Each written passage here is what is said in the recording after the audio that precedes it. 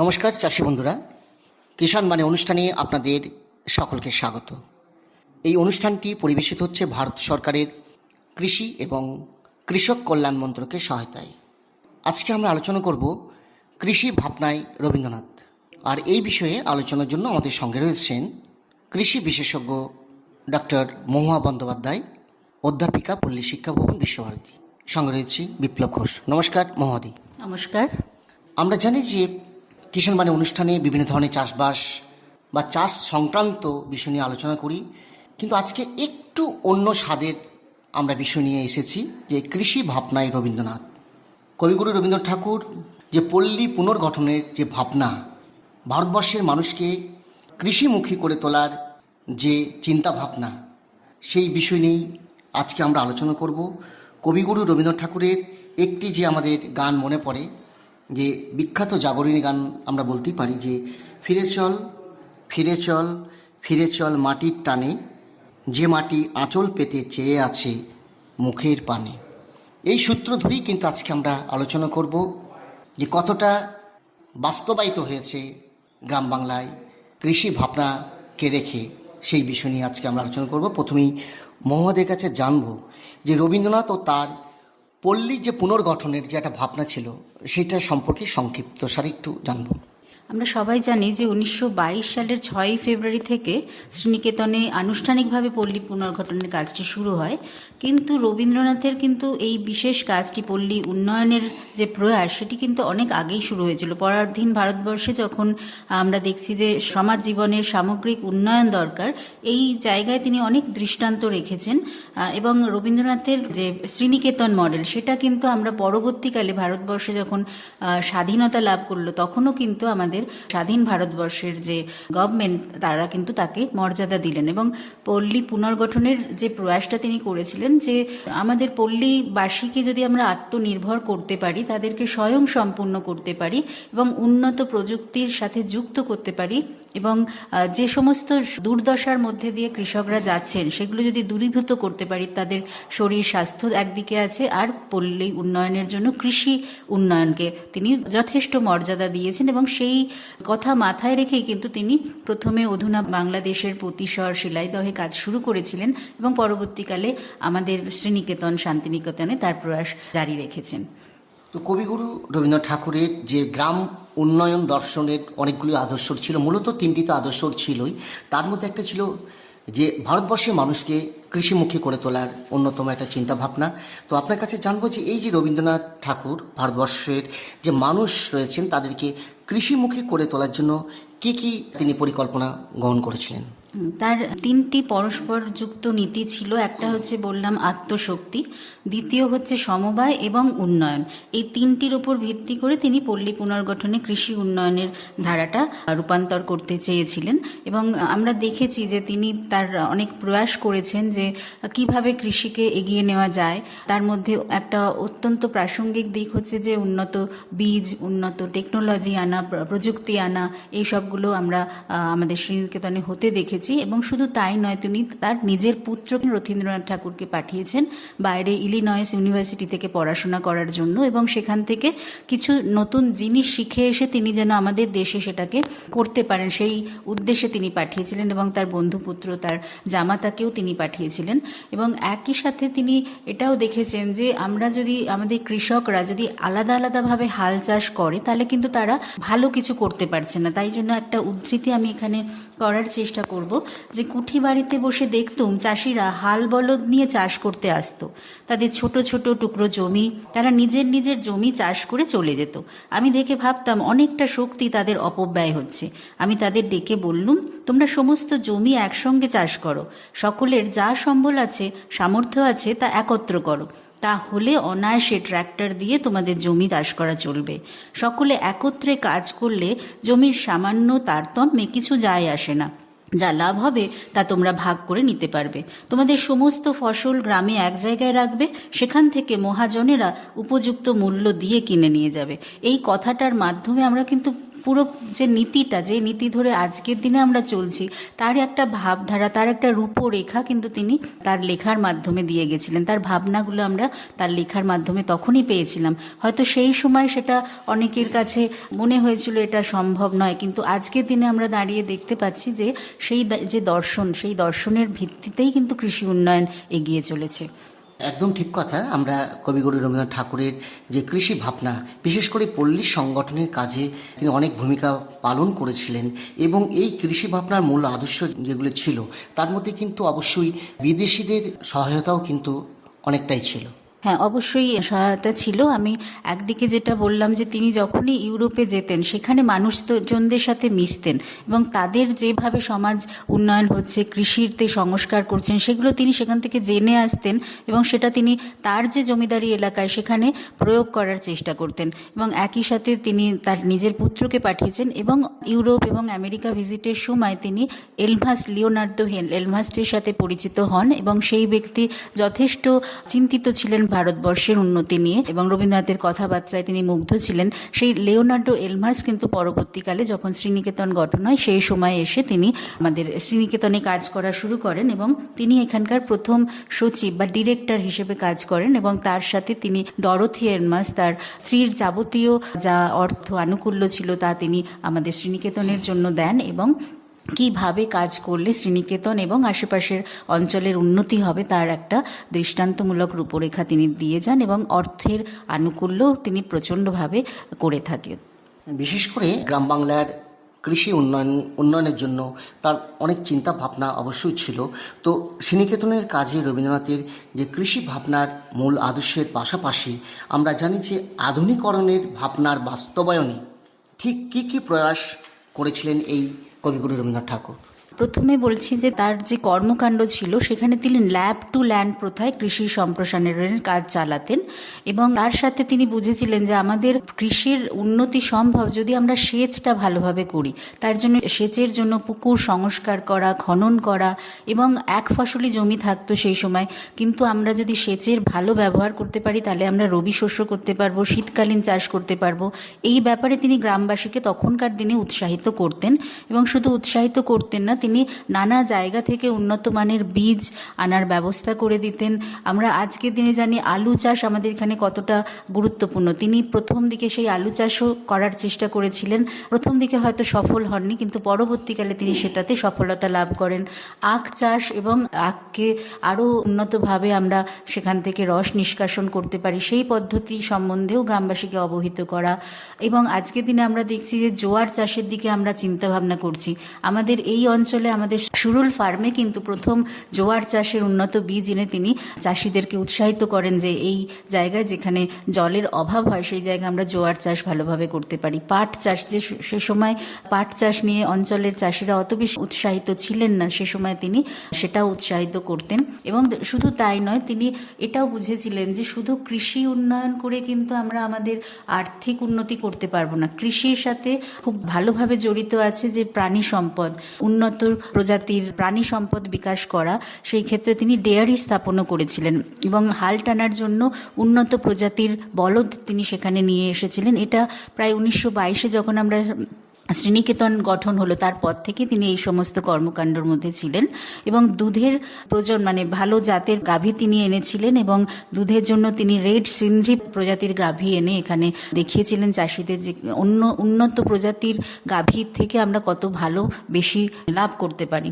এছাড়া তিনি পোলট্রি, তখনকার দিনে পোলট্রি কিন্তু এত বেশি জনপ্রিয় ছিল না, কিন্তু তিনি বুঝেছিলেন যে পোলট্রির মধ্যে দিয়ে আমরা আর্থিক উন্নতি ঘটাতে পারি। সেই জন্য তিনি পোলট্রি ফার্ম 1924 সালে ডিমের জন্য তিনি leghorn, Rhode Island red, black minorca প্রজাতির মুরগি এখানে আনেন এবং তারপরে এটাও তিনি দেখেছিলেন যে নিকেতনে যে খামার, যে সুরুল ফার্মটা গঠন করেছিলেন সেখানকার জন্য এলমহার্স নিজে উদ্যোগী হয়ে সেখানকার জন্য ট্র্যাক্টর কিনেছিলেন এবং বেশ উন্নত মানের ট্র্যাক্টর তিনি কিনেছিলেন এবং মানুষজন যখন সবাই বলদ দিয়ে চাষ করছিলেন সেই সময় ট্র্যাক্টর দিয়ে কলের দ্বারা যে চাষ করা সম্ভব এবং তাতে যে মানুষের উন্নতি হবে, লাভ হবে, কৃষির বিকাশ ঘটবে, সেই জিনিস কিন্তু হাতে কলমে তিনি করে সুরুল ফার্মে করতেন এবং আশেপাশের মানুষজন সেটা দেখে যেন উদ্যোগী হয়, সেটা সেই কর্মকাণ্ডের সাথে যুক্ত হতে পারে সেই প্রয়াস করতেন। এবং তিনি কর্মী সংঘ নামে একটি সংঘ করেছিলেন, যারা মানুষদের সাথে মিশে তাদের মধ্যে এটি ছড়িয়ে দেবে। অপরদিকে ব্রতিবালক সংগঠনের কথা আমরা জানি, তারাও কিন্তু সুরুল ফার্মে যে আনুষ্ঠানিক কর্মকাণ্ড চলছে সেগুলোর ব্যাপারে তাদের গ্রামে গিয়ে মানুষকে যেন অবহিত করেন সেই চেষ্টা তিনি করতেন।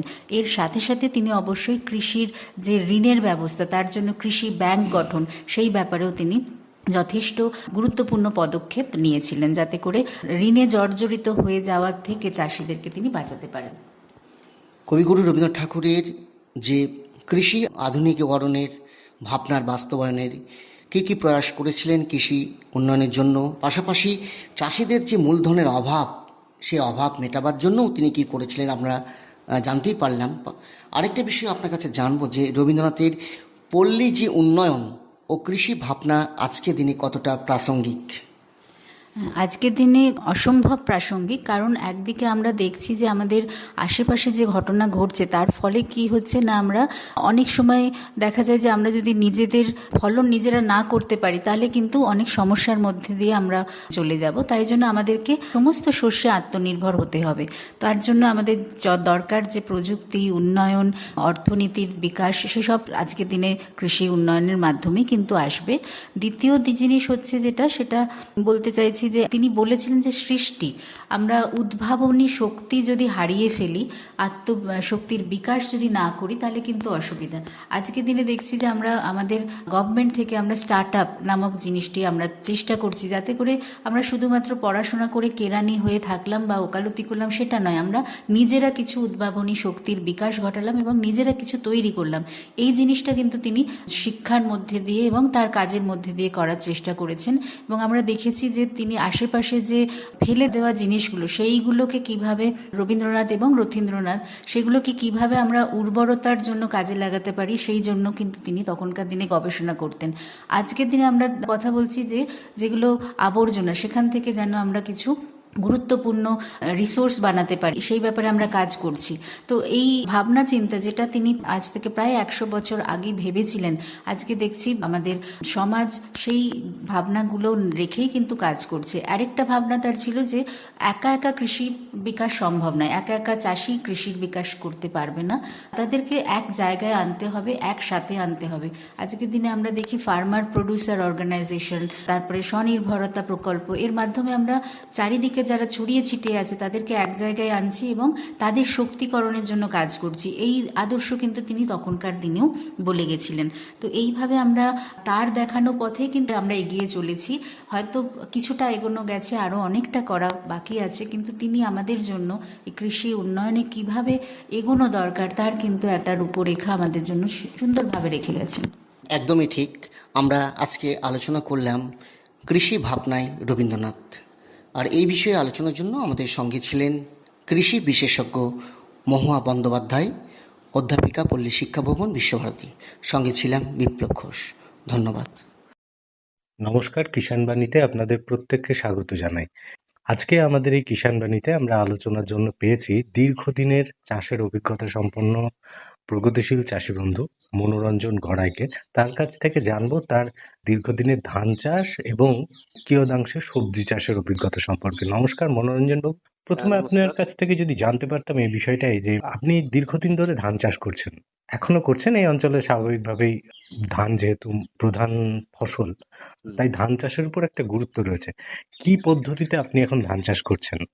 রবীন্দ্রনাথ ঠাকুরের স্নেহধন্য সব এরিয়া, যাই হোক এখানে বিশ্বভারতী, পল্লী সংগঠন বিভাগ, কৃষি বিজ্ঞান এদের অনুপ্রেরণাতে এখন যে লেবারের ক্রাইসিস বা মানুষকে চাষ করতে গেলে যে এই যে বিভিন্ন সম্মুখীন হতে হচ্ছে বা দাম পেছে না, এই আলুর দাম একবারই নেই, ধানের দামও তাই, কিভাবে বাঁচা যায় তার জন্য খরচটা কিরকম করে কমানো সম্ভব চাষে? কমানো সম্ভব, সেই হিসেবে আপনার এই কয়েক বছর আগে থেকেই এই যেটা বোনা ধান বা ছিটানো ধানের আমরা সরাসরি বীজ রোপণ, হ্যাঁ সরাসরি বীজ রোপণ করে এই কয়েক বছর ধরে করা হচ্ছে। আরো অন্য জায়গা আরো আগে আগে শুরু করেছে। এতে আপনার খারাপ কিছু আমি বুঝি নাই, কিন্তু সমস্যাটা একটুকুই যে লেটে চাষ হলে একটু প্রবলেম হচ্ছে। আর যদি গতবারকার মতো বা এই বছরে যে গত বর্ষা গেল এরকম বৃষ্টিপাত হলে পরে খুবই সহজ। হুম। অর্থাৎ আপনার কথা অনুযায়ী যেরকম আপনার চাষের অভিজ্ঞতা থেকে আপনি যেটা বুঝেছেন যে সময়ে যদি ঠিক অর্থাৎ সঠিক সময়ে যদি এই চাষটা শুরু করা যায় বা বীজটা বপন করা যায় তাহলে এটার ফলন ভালো হ্যাঁ, আপনি যেটা দেখেছেন। ফলন তো ভালো হবেই, ফলনও ভালো, ওজনও ভালো, ধানের ওজনও ভালো। আমাদের এখানে 40 শতক 5 কিলো করে ধান যদি দেওয়া যায় তাহলে একবার সাফিসিয়েন্ট, বীজ, মানে বীজের হ্যাঁ, পরিমাণ মানে ঠিকই হবে অর্থাৎ এবং বিঘা ফলনও প্রতি খারাপ 5 কিছুই নাই। কেজি বীজ আপনি বলছেন হুম, এটার জন্য প্রয়োগ হুম। করতে। তার আগে একটুখানি যদি আমাদেরকে জানান যে সাধারণভাবে যে চাষী বন্ধুরা চাষ করেন তার থেকে এই পদ্ধতিটা কিরকম করে আলাদা? এটা শুরুটা কিরকম করে করছেন আপনি? মানে আপনার যারা বীজতলা করছেন। যেমন জমি, যেমন আলু বাড়ির মতো জমি বাগিয়ে দেওয়া, 2-4টে চাষ বেশি লাগবে। চাষটা বেশি দিতে হবে যাতে মাটিটা একটু ভালো হয় হুম। এবং উর্বর হয় সেই জন্য। এবার সারটা দিয়ে জ্যৈষ্ঠ মাসের শেষ দিকে ধুলোতে বিচন ফেলানো হয়, হুম, সেটা যদি করা যায়। হুম, আর আপনার কৃষি বিজ্ঞানের এই সহযোগিতায় যে এখন নতুন নতুন আগাছানাশক উঠেছে, হুম, মাননীয় বুদ্ধদেব দুয়ারি মহাশয় রয়েছেন যে সায়েন্টিস্ট, বা কৃষি বিজ্ঞানের পলাশ আঁকুড়ে রয়েছেন, সুব্রতদা রয়েছেন, হুম। এনারা যথেষ্ট সহযোগিতা করেছেন। আর সেই হিসেবে গতবার তার আগের বছর আমার ধান ভালো হয়েছিল। গতবারে অতিরিক্ত বৃষ্টিপাতের জন্য আমি ধুলোতে করতে পারি কাদাতে করলাম, কাদাতে খানিক সাকসেসফুল হলাম না সবকিছু। আর তাহলে আপনার যে অভিজ্ঞতা থেকে যেটা আপনি বুঝেছেন যে যদি ধুলোতে অর্থাৎ হ্যাঁ, শুকনো জমিতে চাষ দিয়ে এই চাষটা করা যায় তাহলে বেশি ভালো হবে। হ্যাঁ, আর একটুখানি আমাদেরকে একটু জানান যে যেহেতু সরাসরি বীজটা জমিতে ফেলে দেওয়া হচ্ছে এবং বীজতলা তৈরি হচ্ছে না, ওই হুম। বীজটাই পরবর্তীকালে গাছ হচ্ছে, তো সেক্ষেত্রে আগাছা বা অন্যান্য সমস্যার কি বেশি হওয়ার বেশি কোনো হওয়া যদি সম্ভাবনা রয়েছে? বৃষ্টি যদি আপনার তাড়াতাড়ি লেগে যাচ্ছে, চাষ যদি তাড়াতাড়ি লেগে যায়, তাহলে ও আগাছার কোনো ওদের কোনো কারবারই লাগছে না। কিছু কিছু জমি, যেগুলো হুম, জমির পজিশন অনুপাতে এটা আবার নির্ভর করছে। যদি আচ্ছা, পুকুর খাল জমি হয়, জল যদি সচরাচর অ্যাভেলেবল পাওয়া যায়, কিংবা যাদের সাবমার্সিবল আছে তারা যদি জল ভরে দিতে পারে, হুম, তাহলে আপনারও কোনো কিছু ওষুধই, কোনো কিছু জমিতে ওষুধই, যে দামি নবলেক বলে একটা ওষুধ রয়েছে, হুম। 4,000 টাকা লিটার, ও ওষুধ প্রয়োগই করতে হচ্ছে না। তাহলে এইটার একটা সুবিধা আছে যদি বৃষ্টিপাত ঠিকঠাক হয়ে থাকে হ্যাঁ, তাহলে খুব একটা সমস্যা নেই আগাছার। অন্যান্য যে সমস্যা চাষী বন্ধুরা ধানের ক্ষেত্রে হয়ে থাকেন বিশেষ করে রোগ এবং পোকার যে সমস্যা থাকে তাতে এই পদ্ধতিতে যে চাষ করার যে আপনার অভিজ্ঞতা সেক্ষেত্রে কি রোগ পোকার উপদ্রব রোগ বেশি পোকার নাকি? উপদ্রব বলতে এবছর তো মানে ব্যাপক রোগ পোকা।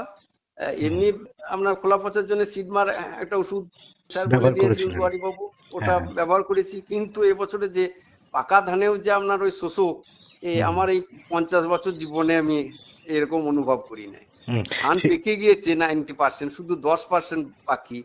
তা হুম। 10% দেখতে দেখতে কালকে দেখছেন যে ও 100%ই ক্ষতি হয়ে গিয়েছে, এইরকম পজিশন। কি ব্যবস্থা নিয়েছেন এবছর? কি ব্যবস্থা, এবছরে ওই 2-4 জন চাষি নিতে পেরেছে। আর এখন মেশিন নির্ভর, এ এত হাতে কেটে মানুষের লাভ হবে না। হুম, কারণ এ ধানের দাম আপনার এখনো পর্যন্ত আর 700-800 টাকা বস্তা। আর বর্ষার ধানেরও দাম ওই 1100-1150 টাকা। হুম। আর তা সে মেশিনের অপেক্ষাতেই বসে থাকতেছে। আর ওই আপনার যারা ওষুধ দিয়েছিল তাদের ধানটা ভালো হয়েছে, আর যারা দিতে পারে নাই তাদের ধান এবছরে আপনার সব ওই যেমন চিপস টাইপের দানা সেই রকমই হয়েছে। হুম, সেটা শুধুমাত্র যে ছিটিয়ে চাষ করার ক্ষেত্রে নয়, যেকোনো রকম ভাবে চাষ করেছেন বা প্রথাগত পদ্ধতিতে যারা চাষ করেছেন তারাও এই একই সমস্যার সম্মুখীন হ্যাঁ, হয়েছেন এইবার এবছর। আমরা যারা ছিটিয়ে চাষ করেছে তাদের জমিতে কিন্তু ওই রোগ শোষকটা খুব কম লেগেছে, বুঝলেন, যারা ধুলোতে করেছে। আমি কাদাতে করেছিলাম, কাদাতে খানিক পোকা লেগেছে, কিন্তু যে যে ধুলোতে করেছে তার আবার দানাটা বেঁধে গিয়েছে, তার আবার ক্ষতি হয় নাই, কম, তার ক্ষতিটা কম হয়েছে। হ্যাঁ, এর আপনার সাথে আলোচনা করতে গিয়ে যেটা মনে হচ্ছে যে বেশ কিছু ক্ষেত্রে বীজ সরাসরি জমিতে ছিটিয়ে ধান চাষ করলে কিছু কিছু সুবিধে রয়েছে। আর পাশাপাশি যেটা আপনি বলছেন যে এখন হাতে ধান কাটা প্রায় বন্ধ, সুতরাং হুম, মেশিনেই কাটা হচ্ছে। আর হুম। এই পদ্ধতিতে যদি কেউ চাষ করেন তাহলে কি হাতে কাটা সম্ভব নাকি শুধুমাত্র মেশিন দিয়েই কাটলে হাতে সুবিধা? কাটা সম্ভব, কিন্তু এখন লেবারের যা কাজ দেখি ভয়। ও হুম, মেশিনে কাটাই ঠিক, মেশিনে কাটলে মালিকও বাঁচবে। আর ওই খড় এখন গরু বাছুর খুব কম। ও যদি খড় হুম, আনবো বলে ওই পল খড়কেই বেঁধে যদি নিয়ে আসা যায়, 5 বিঘের 2 বিঘে ফল পেলেও তাতেও খুশি। আর আপনার এই যে চাষের যে লেবার, তার চাইতে আপনার খরচটা কিরকম করে কমানো সম্ভব খরচটা আপনার সেইটাই। নয়তো একদিকে জমিতে আপনার 4টে ধান রোপণ করতে, বীজ মারতে, একটা বীজ বইতে, আল করতে, এরকম করতে, তার চাইতে যদি আপনার বিঘে 2000 টাকা ওষুধ যায়, হুম, তাতেও আমার মনে হয় স্বস্তি আছি, আমি নিজেকে মানে সাকসেসফুল মনে করি। ঠিক। একেবারেই আপনার এই দীর্ঘদিনের চাষের অভিজ্ঞতার ফলে এবং বিশ্বভারতী থেকেও আপনি বিভিন্ন রকমের পরামর্শ পেয়েছেন বিশেষজ্ঞ মহাশয়দের কাছ থেকে। সেক্ষেত্রে আপনি এই যে নতুন পদ্ধতিটি অবলম্বন করেছেন, তাতে আপনি যেটা বুঝেছেন যে ভালো ফলন হচ্ছে এবং খরচ অনেক ক্ষেত্রে কম হচ্ছে এবং পরিশ্রম বা লেবারের সংখ্যাটাও কম লাগছে। আমাদের সময় প্রায় শেষের দিক, তাও আপনার কাছ থেকে একটুখানি জানতে চাইবো আজকের এই আলোচনার বিশেষ দিনে বা এই বৈশাখ মাসে, যেখানে রবীন্দ্রনাথ ভীষণভাবে চেষ্টা করেছিলেন চাষকে কিরকম করে মানুষের মধ্যে এগিয়ে নিয়ে যাওয়া সম্ভব এবং সেটা আধুনিকীকরণ, চাষের যে আধুনিকীকরণ তার একটা প্রচেষ্টা তার ছিল এবং যারই ফলস্বরূপ এখনো এই অঞ্চলের চাষি বন্ধুরা বিভিন্ন সময়ে তার সুযোগ এবং সুবিধা পেয়ে থাকেন। আপনি কিরকম করে এই শ্রীনিকেতন বা বিশ্বভারতীর কাছ থেকে উপকৃত হয়েছেন বলে আপনি মনে করেন? আমরা যখন একটু বড় হই তখন মাননীয় দেবব্রত সেনগুপ্ত ছিলেন, তারপরে মাননীয় অদিত দা বলে একজন প্রফেসর ছিলেন, খুবই ভালো। হুম, দেবব্রত সেনগুপ্ত বোধহয় এখনো আছেন। হুম, তারপরে আপনার এই সুব্রত আছে, পলাশ দাও আছে, আবার এই নারায়ণ সরকার আছেন, দুয়ারি বাবু আছেন, আরো একজন আছেন, সব নাম ভুলে গিয়েছি। ওনারা সহযোগিতা চাষিদেরকে মানে সহজে চাষি বলে হুম, এরা ইয়ে করে না, খুবই সহযোগিতা, মানে একটা ছাত্রকে যেমন ইয়ে করে, আমাদের মর্যাদা আমরা গেলেও পরে আমাদেরকে মর্যাদা মানে হুম। সমাদরে গ্রহণ করে। ঠিক। অর্থাৎ এই কৃষি বিজ্ঞানীদের কাছ থেকে আপনি বিভিন্ন সময় পরামর্শ পেয়েছেন এবং সেখান থেকে আপনি উপকৃত হয়েছেন। একেবারে সংক্ষেপে জানতে চাইবো, আপনি ধান চাষ তো করছেনই দীর্ঘ বছর ধরে। তার পাশাপাশি এক সময় প্রচুর পরিমাণ সবজি চাষ করতেন, এখন অল্প কিছু সবজি চাষ করেন। কি, কি সবজি চাষ করেন এবং সেক্ষেত্রে কি পদ্ধতি অবলম্বন করেন? আমাদের শ্রোতা বন্ধুদের যদি সংক্ষেপে একটু জানান। এখন ধরুন বাড়িতে 2টি কি 4টি লোক, আর আমাদের গ্রামীণ ক্ষেত্রে প্রচুর জায়গা, আপনি যদি 5টা বেগুন গাছ লাগান,